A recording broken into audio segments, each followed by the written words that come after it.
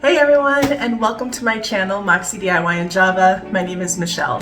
Today's video is going to be the MINIS challenge hosted by Crafted by Corey. I'll get into that more in a little bit. So grab your cup of coffee or your favorite beverage and join me. We've got another book stack, but this one is going to be just slightly different.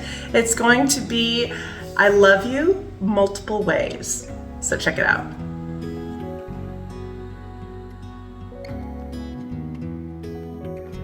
To start this DIY, I spray painted the entire book set with Rust-Oleum's Ivory Bisque. It's one of my favorite whites. And then in between each, I went through with Territorial Beige with a thin brush.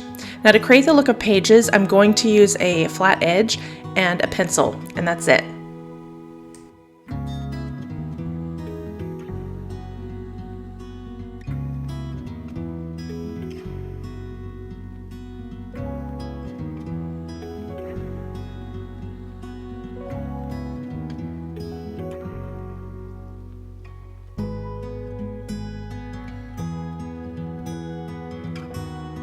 I got the stencil set off Amazon, and the concept is the same as Chalk Couture.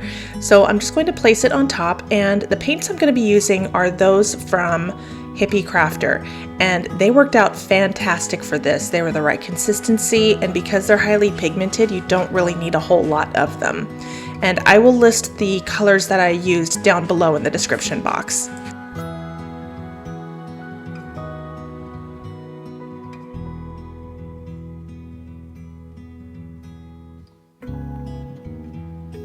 I don't have a stamp pad, so I'm going to be using Hippie Crafter's black and this really awesome stamp set that I got at Michael's. They click together so that way you don't have to worry about getting them lined up perfectly if you're going to make a phrase or even just a word. I got them at Michael's. I think they were $20. I have seen them on Amazon as well.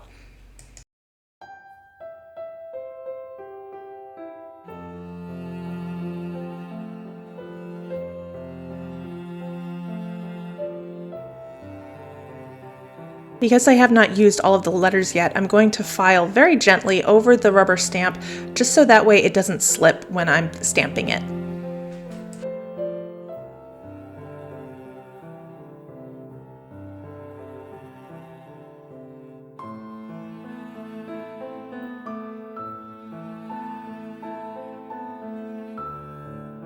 And here we have the three phrases of I love you, je t'aime, and te amo.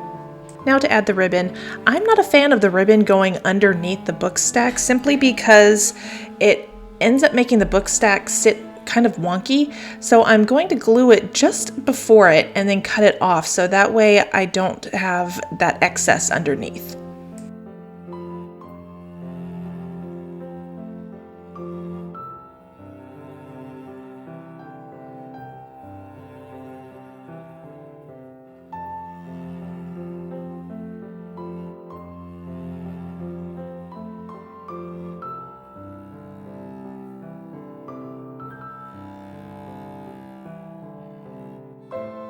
Felt like this needed a little something, but I didn't want to take away from the stencil, so I decided to make the tiniest tassel I've ever seen.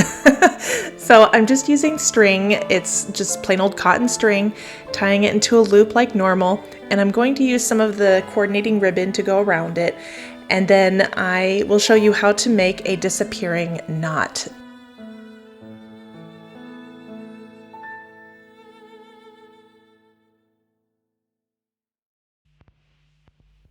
Okay, the way you make a disappearing knot at the top of a tassel is you create a little loop,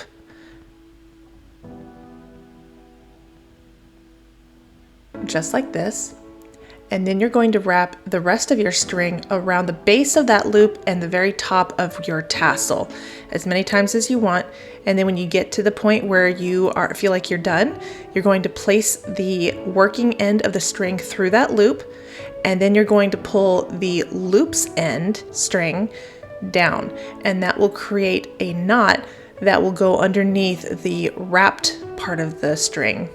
I hope that makes sense.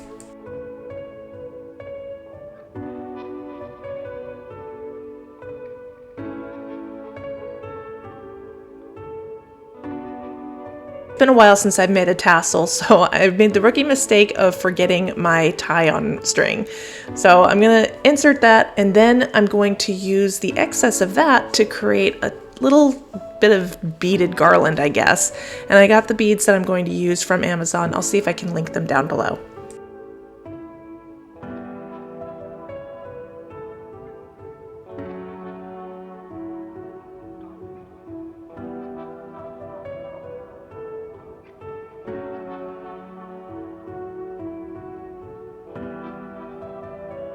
I'm just separating the fibers of the string just so the tassel looks a little more fluffy.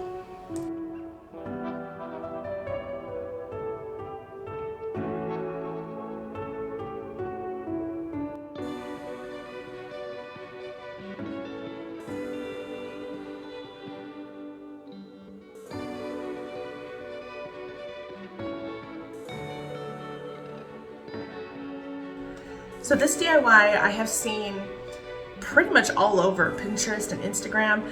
It's the wooden measuring cups that I think Hobby Lobby carried them. I know for sure Amazon carries them, and artisan crafters make them. They're really beautiful, but I saw these heart-shaped measuring cups at the Dollar Tree and knew I could give them a bit of a glow up. So I hope that you like this DIY.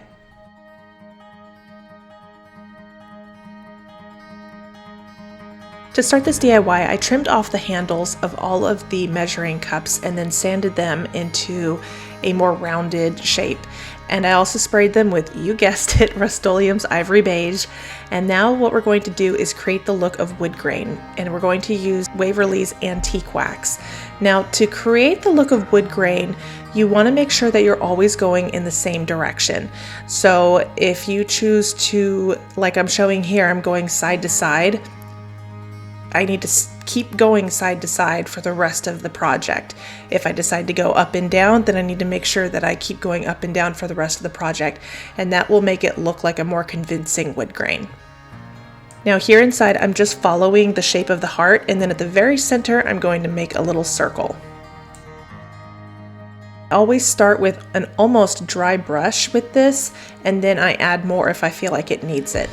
I don't know if you can tell the difference, but there is a little bit of a wood grain look on this particular one. And then I'm just going to follow the same steps on the sides and bottom.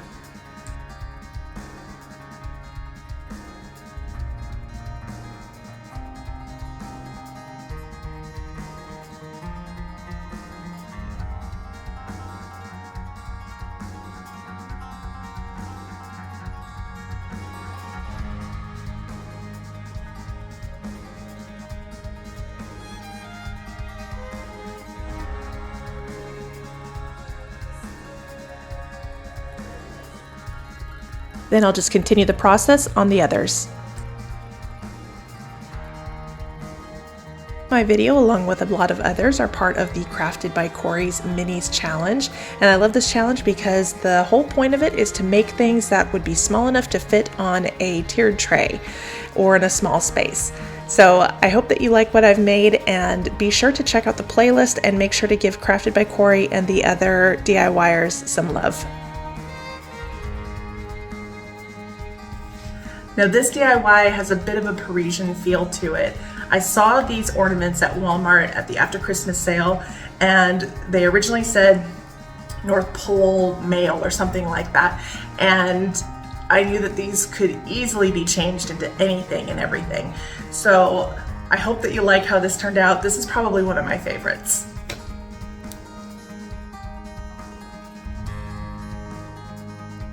We're just going to call Rust-Oleum's Ivory Bisque the paint of this video because apparently I use it on every project. So that is what I painted this particular mailbox with. And I'm going to use these really gorgeous rub-on transfers from the Dollar Tree. And the one I'm going to use in particular is the one that says Carte Postale. And I'm going to doctor it just a little bit because I only want the letters and then just a little bit of the added detail that's with that. So to do that, I'm just going to use my box cutter and cut out what I want and then apply it.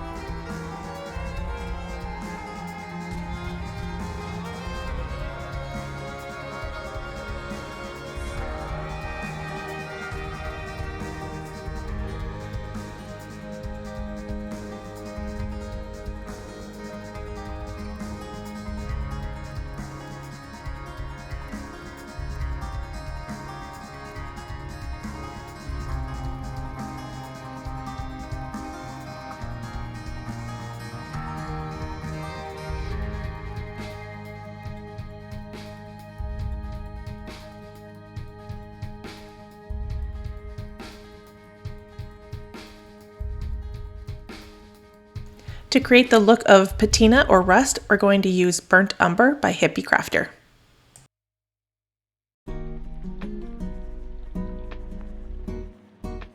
And all I'm doing with this is just dabbing and flicking with a small fluffy brush.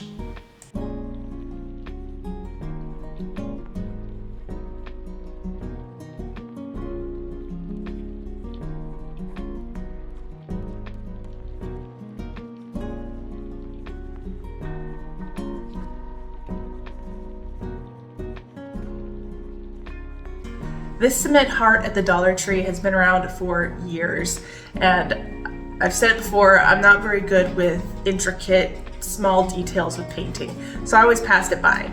But this time I was going to give it a go, and I hope that you give it a try because this one turned out really, really nice. This is a combination of paints from the Hippie Crafter as well as Craft Smart, and this particular one by Craft Smart is Ocean Breeze. It's one of my favorite colors. I love aqua, and this one is just the perfect color for aqua in my opinion. So I'm just going to use it to go around the heart wreath that is on this stone heart, and then to color in the various roses or flowers that are on this, I'm going to be doing a dry brushing over it because I really like the white that is inside the flowers. I felt like it really made those petals pop. And I'm going to be using a combination of a lighter pink, a bright pink, and white for the flowers. I want to give a big ol' hug to my Moxie family, and if you're not already a subscriber, I hope that you'll consider it. We have a lot of fun on my channel, and I typically put out all things that are inexpensive to the pocketbook, but beautiful to the eye. So if that's something that you're interested in, consider hitting that subscribe button, and hit the notifications too, so that way you know when I put out a new video. This green will be used on the leaves.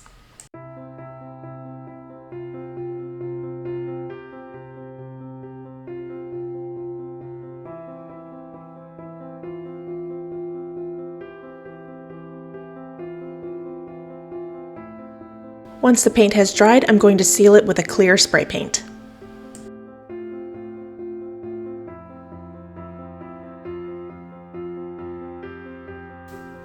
Who doesn't love a macaron? This technically isn't a mini macaron, it's kind of a jumbo one, but it still fits on a tiered tray, so I'm going to count it. But I hope that you like how this turned out. I think it's super cute. For this DIY, we're going to use the wooden hearts from the Dollar Tree, but first we need to make sure we get all of that sticker off of the back. And to do that, we're going to use a sanding sponge as well as baby wipes. And this will help to get the entire sticker off and all of the residue. Now we're going to put the heart together with the beveled side facing in. And you'll see why in just a minute. And then we're just going to glue these together. I really love this Eileen's Tacky Glue, and move on from there.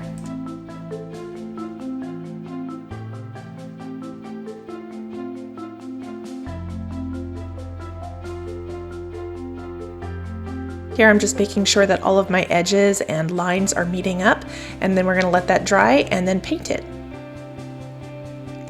Now I chose to paint mine this light pink, but macarons are every single color of the rainbow, so you can paint these any color you want, but I chose to go with the light pink for all of the macaron, and then we're going to combine the light pink with the dark pink. You can just kind of see a difference, and use that to make the feet of the macaron. Now the feet are where the cookie bubbles on the baking sheet as it cooks, and it's what a macaron is known for. So I'm going to use this paintbrush just to create a little bit of a texture to the sides of the now cookie. We're going to use some lightweight spackling to create the inside, and this is just a disposable piping bag. Now the easiest way to fill it is to use a cup or tin, as I'm doing, and this way it will keep your hands clean, and also it's easier to scoop your filling into it.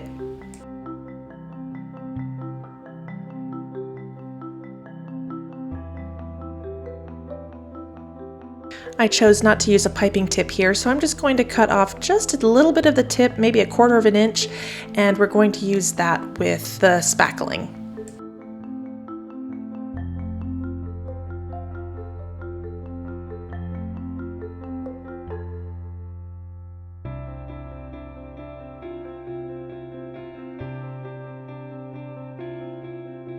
I'm going to do a zigzag motion on mine, but you can obviously do anything you want for yours if you just want to use a spatula and put it on that way, or if you just want to do one straight line.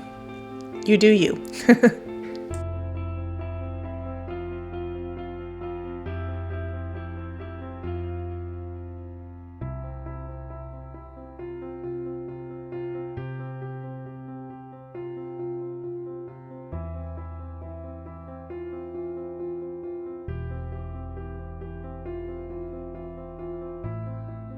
And there we have it, our Corazon macaron.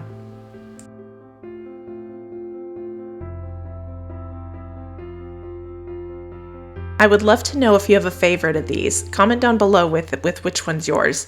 Mine is definitely the mailbox, but a very close second, oh, it's hard to choose, but I think a really close second is going to be the measuring cups.